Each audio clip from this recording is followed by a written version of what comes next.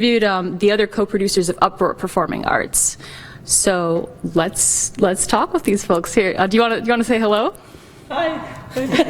What's up? Hello. Hey there.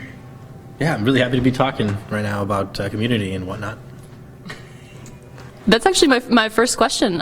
If you did happen to catch that video that we just premiered, it was entitled "The Art of Creating Community." Xochitl, during our interview, you said that your goal is to create community. Can you describe the type of community that you've been creating? I'm going to hand you the mic here. Sure. It's a big question, right? Because the word community gets thrown around a lot, and sometimes I feel like people are very vague with what they mean. And what I'm trying to create, with the help of my friends, is spaces where people feel like, you know, they can come and be themselves and enjoy things that, you know, they may not be expecting, but leave with a good impression, you know. Especially like with Uproar, the comedy mic we got. It's a space that like we've tried hard to change the narrative on like what comedy is, because a lot of the time people see it at a bar when they don't want to, and there's all sorts of things that you know, like new comedians are trying out that sometimes don't resonate with anyone except for the comedian, and that's me being polite, right? Like we can get into it more if you want later, but like that's just me trying to like be vague about it for now. But like this mic, for instance, like what's really cool, and I'm seeing like it grow, is Devon brought up like people bring their parents to this mic. Yeah, and like, you know, it's a mic where like we're always like made fun of for being radical or whatever, you know, that word means to people, and it's funny to me, but like we still have a lot of people that come out and, like I said, bring their parents. So like what is radical? Is radical like the fact that families feel safe here? If that's radical, then I think we're all radical. I don't know. Skateboarded here in this space. That's pretty radical. That's pretty rad. Skateboard here once. Pretty radical. Yeah, I agree. Do you want to say more? No. No. Okay, so if that's Xochitl's goal, to create community within the space, what is your goal? I'll start with you, comrade. Yes, on the same line, setting a higher expectation for stand-up comedy and comedy in general in Minneapolis, I guess.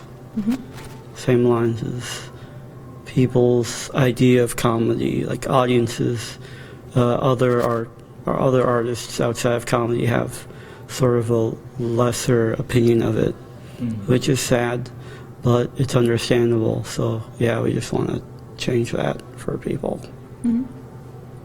What about you, Davon? What is your goal? I would like similar to that. I've had friends tell me that they don't like, either after seeing one of our shows or something, they've said that, oh, I thought I didn't like comedy and I didn't want to laugh. But honestly, it wasn't that I didn't like comedy. I just didn't see people like myself doing it. Or I went to an open mic and it was just like a ton of white dudes saying like very similar jokes, or like people saying jokes that weren't jokes but just were like very offensive.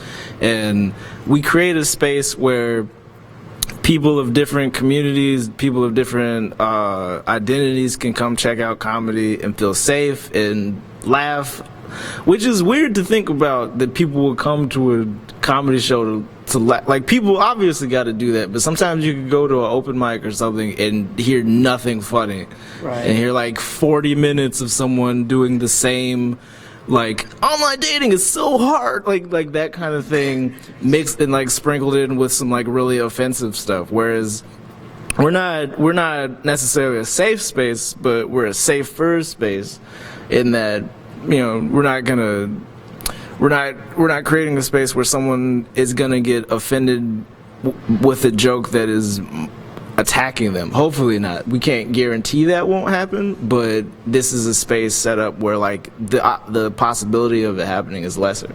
I mean, we'll either address it, yeah, like in person, like at the mic, Right. or with the person who said it. You know, like Right. if something ever happens, we've done that in the past. Like pull aside people like, you're funnier than that, Holmes. Like, Like, you can do better, you know. Like there's a lot of mics where that doesn't happen, and to a certain degree, it's like encouraged. Whereas here is like we want people to do better. We want people who come to the mic to realize that's not everyone's take on comedy. Like not everyone is out to like offend, and Be edgy. right. So I got something to add to that. Speaking about expectations, like, so there's audience expectations about what comedy is, but then I feel like the comedy world sometimes like really centers in on stand-up comedy and doesn't, you know, really give too much credit to like sketch comedy or like improv or like, you know, musical comedy, PowerPoints, sure, all sorts of different kinds of comedy. TED Talks. Yeah, sure. TED Talks can be comedy, a lot of the time. Yeah. But yeah, like there's that. But then also, a lot of comedians don't feel. I feel like a lot of comedians feel uncomfortable in like more artistic spaces sometimes, and it's really funny to like turn their idea around about that, or like make them feel like, you know, they're not, because like Comrade said, sometimes people see comedy as lesser. So sometimes somebody who only practices comedy, even though they're like an amazing comedian, can feel subconscious in an artist space. And I love turning that around and like making them feel awesome when it goes right. And also like exposing those folks, or like that's the whole point, right? The comedian community is like, in this way, is exposing folks to the different kinds of things happening, right? Like we've had comedians that have come to our shows to do the thing, but they've stayed because they were like, that band was so cool, I wanted to see what was next, and like, oh wow, I didn't realize that like I needed sex ed in my life right now, but here it is. Like, like Vector 9, you know, that's pretty freaking cool. Thank you. And I wanted to give Maddie a chance too to answer that question. What is your goal with the work that you do here? My goal is to get funnier. But no, I feel like I could echo most of what you guys said, and that, like you said, this isn't necessarily a safe space, but we do a good job of responding and basically being like, you know, if something is offensive, probably that comedian could write better. And we do a good job of addressing that just to make the audience not feel weird. Because, like, if anything, I think the audience just, like, reacts in a way. Like, we have a good audience, I think, in the sense that, like, they're not, like, easily offended, but they are, like, woke in a way where they're like, it's not funny, you know, when somebody says something gross or punching down, you know? And I like that about them. I like our audience, because that's the kind of comedy I'm trying to write. hey, if you watching this and you come out to Uproar, thank you, because we love you. We love you. Thank you. And I want to thank you too for using that phrase just now, punching down. I've heard that before with regards to comedy. Can someone explain what that is? Yeah, it's punching down is about like who has power in the situation. So if you're making a joke about people, and if the people you're making fun of are like, I guess, less privileged, or the situation, the scenario you're talking about is about somebody that has more power over someone, punching down, I guess. I'm using the phrase to describe the phrase, and I'm failing to do that right now. The point is that it's usually funnier to punch up, meaning like to make fun of people that are in power, and people that are in powerful positions, just because comedy isn't about the people in power continuing to be in power.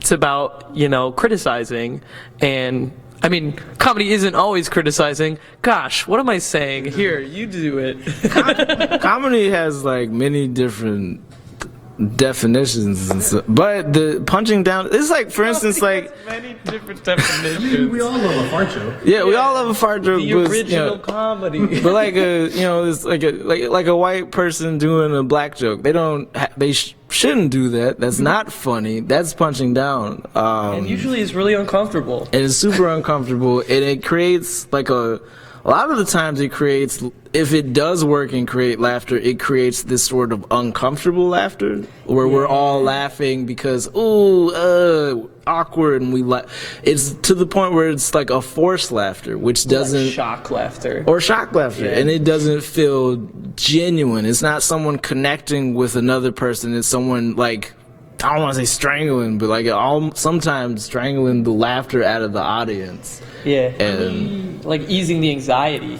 Those examples are great, but like sometimes shock comedy can be fun. sometimes like, but if it's in the context of punching down, though. Right. Yeah, or like not even addressing that, just like shocking Yeah. and out of nowhere, but not like in a way that anybody's gonna be like, oh, I hate that person did that. Right. Now I feel gross. Well, Like, I like gross comedy, and that's shocking.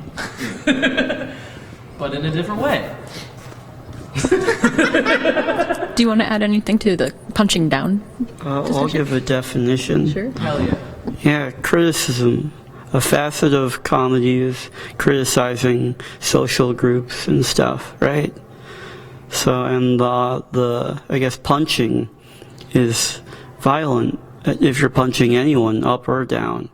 But usually if you're punching at a group with more advantage than you, or just a group that is in power over another group, you wouldn't punch the group that's disadvantaged. Punch it up. Well, yeah, Punching up is like beating up the bully, and everybody's Yeah. excited. it's Like, they finally got theirs. You know? Nelson from The Simpsons getting that ass beat. yeah. Or It's coming up Millhouse, you know? I don't watch The Simpsons. I was just trying to give you attacking me right now. That's punching down. I was just trying to give input here. It's referential, and the reference doesn't hit. I'm sorry. Man. I wanted to ask about that decision to, as Vector 9 and as Uproar, the decision to let the world know that the performers you were looking for are not cisgendered white men. I know that you all got a response early on when Vector 9 said, hey, these is going to be our performers from now on. We're going to lift up the people who are marginalized in society, and you did get a message right away from one guy who had never done comedy before, and you explained, Zochi, I think, was the one who explained to this man what the goal was. Yeah. Have you had any more messages like that? Have you had any more feedback from guys who don't, thank you. not like that blatant. I mean, I've definitely heard my folks here tell me about some people who came up to them specifically and were like, the fact that I can't do the mic is stupid, and it's like, okay, cool, like you still can't. Like, and then they'll have like a stupid example about like how they think that they can be allowed on the mic, and Devon can like elaborate on that after, but specifically, Mother Goose's Bedtime Stories isn't a place for cis hetero white men, and the Uproar comedy mic isn't, but Vector 9 does feature cis hetero men sometimes, just not in the open mic portion. And that's just the clarification that I wanted to make. But otherwise, yeah, like we get a lot of ats like on social media, like Twitter, or like some people vaguely mentioning us, like like there's this mic in this city that doesn't let you talk about this or that, and I'm just like, You can talk about whatever you want at our mic, but just not politics. oh yeah, well that's another example right there Very too. specific example. And that's mostly what it's been like. And then otherwise, like people trying to sign up in a gotcha moment, like they don't outright say it, but they like sign up. We don't police people's identity here. And then they do a set, and you can tell they're like not really having fun because they know they're not getting received. And then afterwards, they're just like, aha, like I did the set, what are you gonna do? And it's like, nothing, you clowned yourself. Like, no one liked your set. You look like a bad sort of clown, and you wasted your time. It's like, you made some people laugh because of that, so. It's weird because it's that sort of like colonizer mentality of like there's like our mic is one of 7 or 8 Monday night open mics, one of like several. There's at least in the Twin Cities 7 or 8 on Monday. I thought there was like 4. Damn. Nah, there's like there's way You more. are a better comedian than me. If you did this. Some of them are every other month. Some of them are once a month. But yeah, no, our mic is one of 7 or 8 Monday night open mics. One of several dozen mics that happen over the course of the week. We don't police anyone's identity, but it's known that this space is not for them. This space is meant for other people who don't have access to the resources to excel in this field, don't have access to the resources that come, or the privilege that comes with being a cishet white man. And I say it's like a colonizer thing because they can go to any. Our mic is the only mic. Mic, not show, but mic where that's like a caveat or that's a thing. There's so many mics that they could go to within the week, but then they'll see that, oh, there's this one mic that I can't go to, even though I have even though I am like systematically am supposed to be able to do anything. There's like one place where I can't go up to, and they get upset that like makes them feel threatened, which it should. but like I don't know. There was a person that like came up to me a few days ago, and I'm not gonna say who it is, but they were like, "Hey, if I kiss so and so, could I get some time at the open mic?" And I was like, "You don't have to come to our open mic just to kiss that person. Like you know." Like why? But also, there's so many other open mics. Like, why are you willing to go that far just to do time at a place that you know you're not wanted at? You know, so it's like this weird mentality of like, I need to be accepted at everything, otherwise I'm going to ruin everything, and it's really weird. But You can kiss whoever you want. yeah. As long as they want. And they're welcome to watch and support, but like that's the weird thing. They're so focused on doing their time that they're not willing to want to support their other fellow comics. And some have, which we thank you, but like some are really like nah, and it shows true colors to a certain degree. Yeah. I wanted to ask, what has changed since 2019, if anything? I interviewed you all in November and December of last year, and now it's February 2020 as we are live here. So what's different about Uproar and about maybe Minneapolis and the scene? Is there anything different? We want to tell them, Maddie, like the one good news. Yeah. We're now weekly. Yay! The show used to be every Monday except for the first Monday of the month, but now we are every single Monday, which is super exciting because we've been really successful and the venue wants us to do the show every Monday. Heck yeah. I think another thing that's really dope is that every New Year's more people sign up and start doing comedy just as like a New Year's resolution thing. So it's like been really cool to see people come to Uproar for the first time or just be in the scene for the first time and try every mic and then like come to this one and tell us, hey, I really like this mic, or this is already my favorite mic out of all the mics I've done. So that's like, it's been... And the number of people try comedy for the first time ever here. Yeah. Which is super exciting, that like they feel comfortable. And we've had a lot of people that will come and just watch like the whole show and then come try doing comedy for the first time here because it feels welcoming and accepting, which is awesome.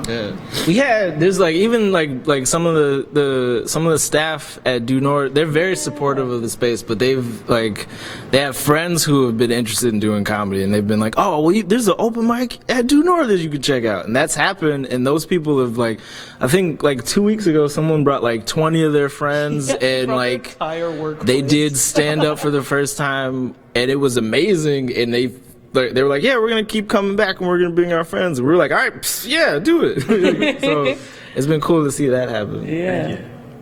Yeah, and we had an extremely pregnant woman do comedy for the first time ever, and that was the most amazing set I've ever seen.